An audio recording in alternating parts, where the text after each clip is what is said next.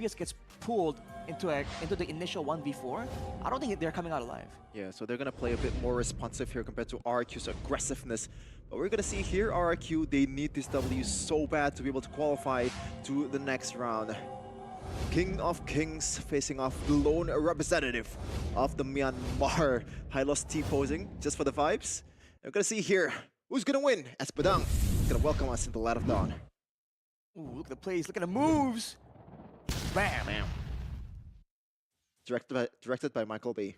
Snapdragon Pro Series, let's go! And already, a bit of an aggression here. I do wonder, again, for both teams, what's the strategy here? Where is the chess match gonna take them? Is it the gold lane where RRQ technically have an edge with the the very meta Granger that has secured 2 Savages? Or is it gonna be a mid lane thing? Because especially with RRQ, they like to play with the Rin's Edoc synergy themselves. Looking at the emblems right here though, Festival of Blood and Thrill for Toy using the Granger, so a good bit of sustain.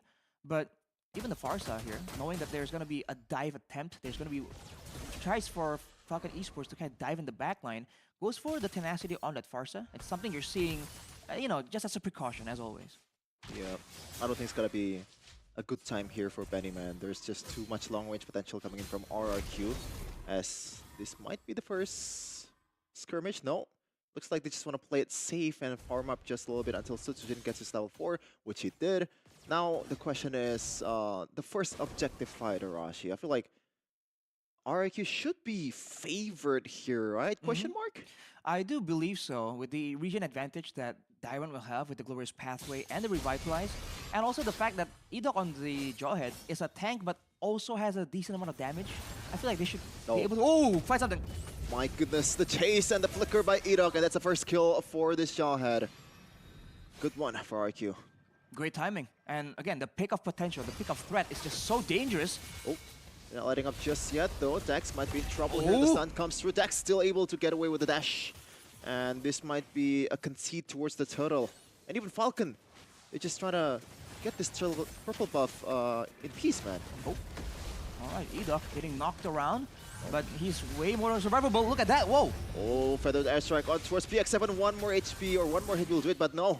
Royal Milk got chased down by Edoc. Doesn't have the ejector just yet, and jumping jacks is done by Royal Milk. Benny with the Spear of Destruction connects, but looks like RQ just gonna bounce out and regroup.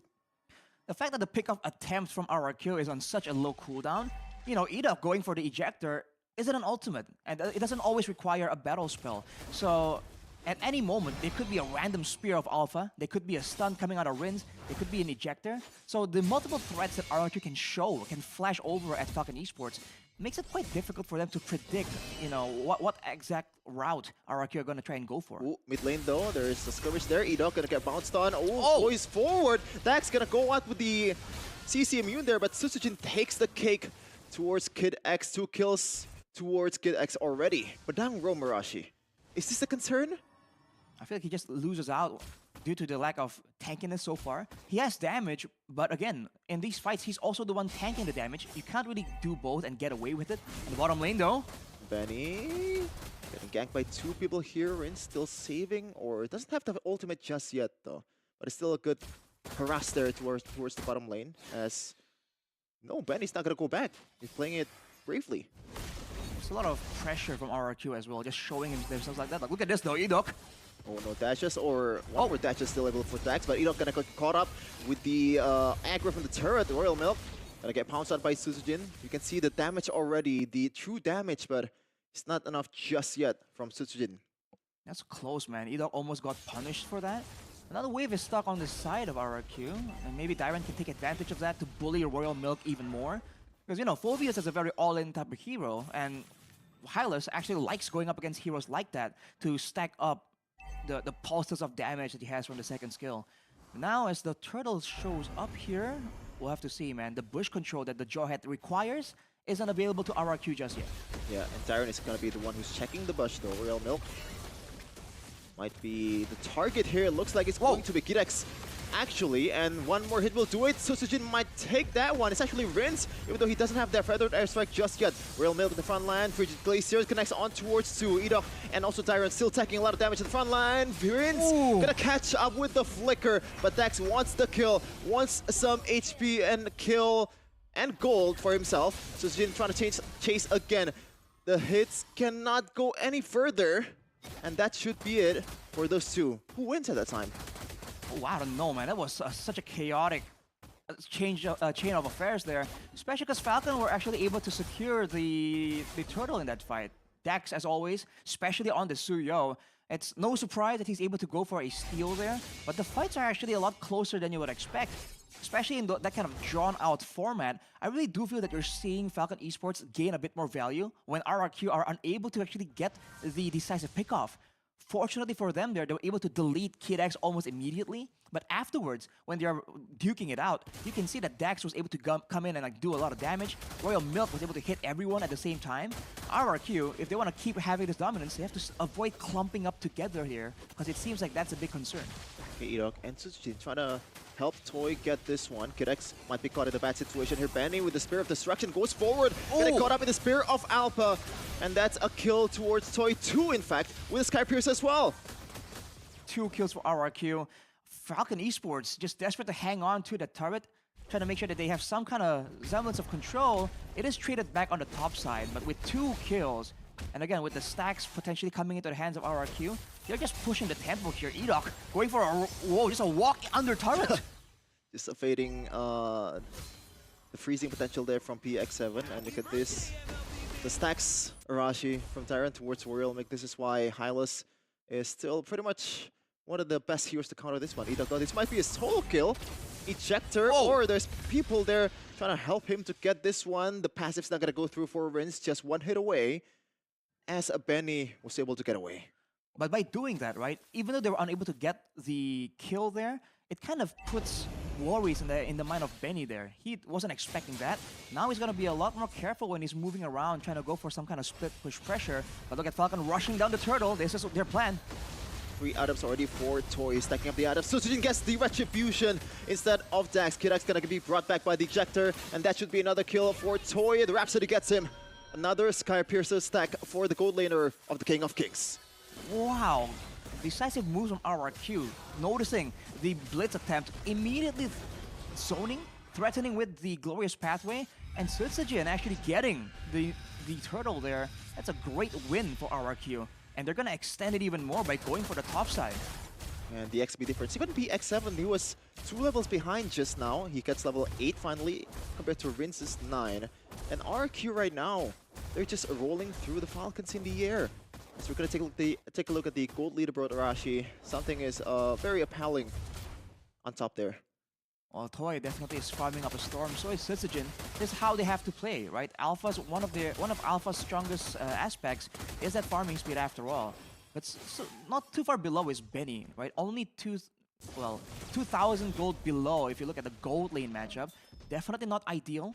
I think we saw him secure the golden staff earlier. He's gonna require more than that, especially if you look at Dyron. He's actually doing very well for himself. And if he itemizes properly, for now at least, Benny still will not be able to shred that Hylas down at all.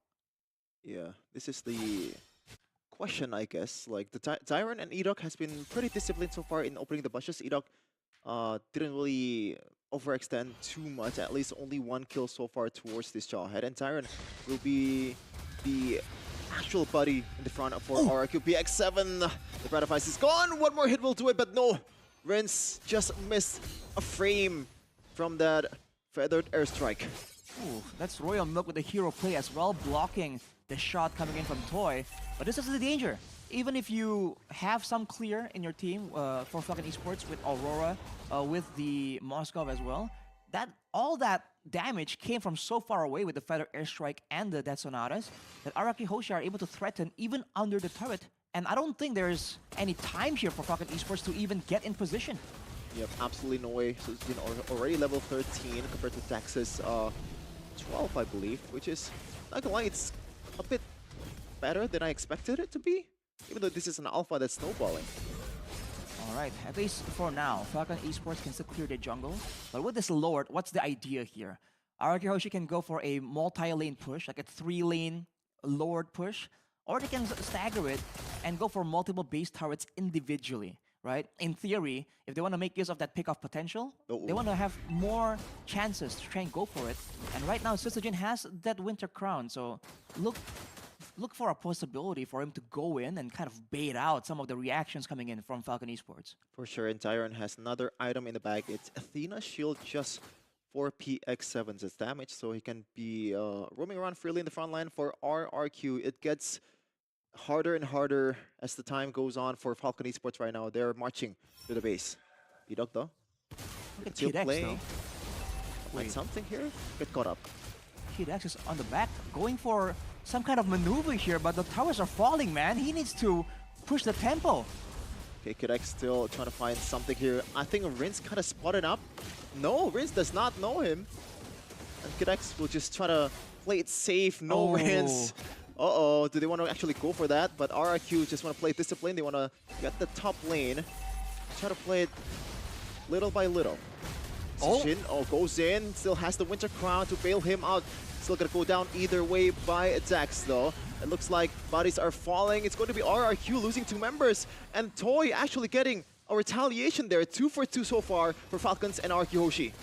Oh man, an equal trade, but all things considered, 3 turrets down for RRQ, and Toy wants all the smoke, man, moving forward on that Granger. Not really threatened by any kind of hitback potential from Falcon Esports. That's unfortunate that Sutsujin was able to be caught so far out in the front, kind of left alone, overextended a little bit. And look at this, they're still sticking around right here, RRQ.